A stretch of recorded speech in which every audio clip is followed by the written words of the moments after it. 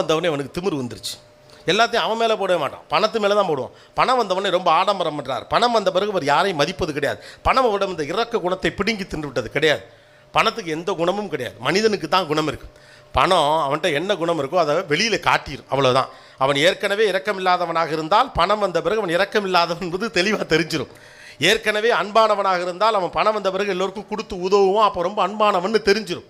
ஏற்கனவே அவன் கருமியாக இருந்தால் பணம் வந்தால் நல்லா இறுக்கி வச்சுக்கிட்டு அவனே அது மேலே படுத்து தூங்கிக்குவான், அவன் கருமின்னு தெரிஞ்சிடும். பணம் யார் அவன் எப்படிப்பட்டவன் வெளியில் காட்டுமே வெளியே பணம் வந்து ஒருத்தனை மாற்றா. நாமளாக தான் கற்பிதம் பண்ணிக்கிறோம், பணம் வந்து ஒருத்தனை மாற்றுது. பணம் வந்து எல்லாரையும் மாற்றினா இந்த உலகத்தில் தர்மவான்கள் லட்சம் பேர் வந்திருக்கணும், கெட்டவர்கள் லட்சம் பேர் வந்திருக்கணும். எதுவே நடக்கலையே.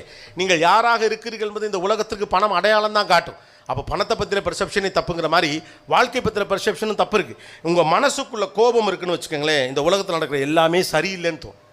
பிரச்சனை வெளியிலே கிடையாது, எல்லாருமே சரியில்லை. நான் கரெக்ட் ரூட்டில் தான் போனேன், எதிர்த்தாப்பில் தான் அவன் தான் தப்பாக வந்தான், அவனை அதை தான் சொல்லுவான்.